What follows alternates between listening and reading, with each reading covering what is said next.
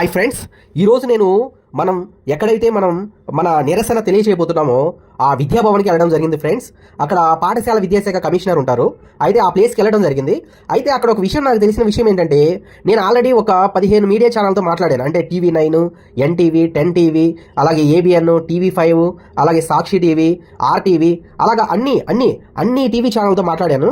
వాళ్ళు ఏం చెప్పారంటే, ఇది బాగా వైరల్ అయ్యిందమ్మా, ఇది చాలా బాగా ఎక్కువ వైరల్ అయింది, మీరు ఎంతమంది ఎక్కువ వస్తే మీకంత సక్సెస్ వస్తుంది. ఎందుకంటే లోకేష్ గారు ఏమంటున్నారంటే 95% ఇప్పుడు షెడ్యూల్కే సముఖంగా ఉండారు, ఇంట్రెస్ట్గా ఉండారు అని చెప్తున్నారు.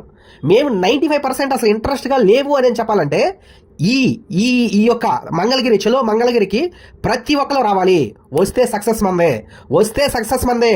రా, కదిలేరా, రా నీ హక్కుల సాధన కోసం. ఎవరు నిన్నేమనరు. రండి. మనం ఇక్కడ ఈ ప్లేస్ చూస్తున్నారా ఫ్రెండ్స్? అంటే విద్యాభవన్ అక్కడ ఉంది, ఇక్కడ కొంత ప్లేస్ ఉందన్నమాట. ఈ కింద ప్లేస్ ఉంది. అంటే మనం ఏ ట్రాఫిక్ ని ఇబ్బంది చేయం.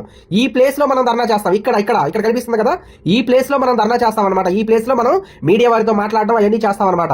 ఆ ఎదురుగా హ్యాపీ రిసార్ట్స్ కనపడుతుంది కదా, ఆ పక్కనే ఒక ప్లేస్ ఉందన్నమాట. ఈ ప్లేస్ లో మీడియాతో మాట్లాడతాం. అలాగే కమిషనర్ గారికి, కమిషనర్ గారికి మనం వినతి పత్రం ఇస్తాం అనమాట. ఇది మొత్తం నేను చూసుకున్నాను, మొత్తం చూశాను. తర్వాత నేను పోలీస్ స్టేషన్కి వెళ్ళడం జరిగింది ఫ్రెండ్స్. అంటే పోలీస్ స్టేషన్లో ఏంటంటే అక్కడ పర్మిషన్ తీసుకోవాలి కదా. అయితే దీనికి పర్మిషన్ అక్కర్లేదు. కానీ ఏంటంటే మన బాగా వైరల్ అవడం వల్ల ఇంటెలిజెన్స్ వాళ్ళకు కూడా తెలిసిపోయింది. ఫస్ట్ SI గారు అసలు పర్మిషన్ ఇవ్వలేదు. సార్, మేము ఎక్కువ గొడవ చేయం సార్, జస్ట్ మేము మీడియాతో మాట్లాడతాం.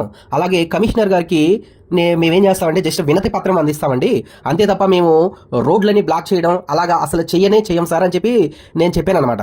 అయితే SI గారు ఏమన్నారంటే, లేదండి అసలు నేను పర్మిషన్ ఇవ్వను, ఎందుకంటే రేపు SRM ఫారినర్స్ వస్తున్నారు, అలాగే పవన్ కళ్యాణ్ గారి మీటింగ్ కూడా ఉంది, లా అండ్ ఆర్డర్ ప్రాబ్లం వస్తుంది, అందుకని నేను అసలు పర్మిషన్ ఇవ్వనని చెప్పేసి ఆ పేపర్ బ్యాక్ సైడ్ తిప్పేసి నో పర్మిషన్ రాశారు.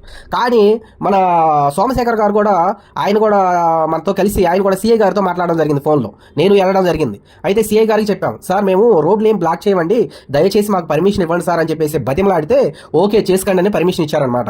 అయితే ఇంకా అది అయిపోయిన తర్వాత నేనేం చేశానంటే, మన హోర్డింగ్స్ కావాలి కదా చూపించుకోవడానికి, మనం దేని గురించి అయితే టెట్ కావాలని, అలాగే 90 days కావాలని, అలాగే మనకి ఏజ్ పెంచాలని, అలాగే 45% తగ్గించాలి అని, అలాగే రకరకాల ప్రాబ్లమ్స్తో మనం వెళ్తున్నాం కదా, అన్నీ కూడా నేను హోర్డింగ్స్ ప్రింట్ తీయడం జరిగింది. ఆంధ్రప్రదేశ్కి రాజకీయాలంటే తెలియని రోజుల్లో ఒక గొప్ప వ్యక్తి రావడం జరిగింది. ఆయనే నందమూరి తారక రామారావు, ఎన్టీఆర్. ఆయన వచ్చిన తర్వాతే ఆంధ్రప్రదేశ్కి, మనకి అసలు రాజకీయాలంటే ఏంటో తెలిసే. అసలు ఆయన వచ్చిన దగ్గర నుంచే మనం ₹1, ₹2 రైస్ మనకు దొరకడం జరిగింది. ఆయన ఏకపక్ష నిర్ణయాలు అస్సలు తీసుకునేవాళ్ళు కాదంట. అప్పట్లో నందమూరి తారక రామారావు అనే గొప్ప వ్యక్తి అసలు ఏకపక్ష నిర్ణయాలు తీసుకునేవాడు కాదంట. అందరూ సలహా తీసుకొని ప్రజలకి మంచి జరగాలి, ప్రజలకి మంచి జరిగితేనే మనం బాగుంటామని చెప్పేసి ఆశించే వ్యక్తి నందమూరి తారక రామారావు గారు, ఎన్టీఆర్ గారు. ఆయన గొప్ప వ్యక్తి. ఆయన మనవడు నారా లోకేష్ గారికి కూడా ఆయన పైనుంచి ఆయన చెప్తే బాగుంటుందేమో, మనవడా నువ్వు టెట్ ఎగ్జామ్ పెట్టు, అలాగే వాళ్ళకి ఆటోమేటిక్గా 90 days వస్తుంది, అలాగే ఏజ్ పెంచు, అలాగే వాళ్ళకుండా నార్మలైజేషన్ తీసేయి అని చెప్పేసి ఆ పెద్ద ఆయన లోకేష్ గారికి చెప్తే ఎంత బాగుండో.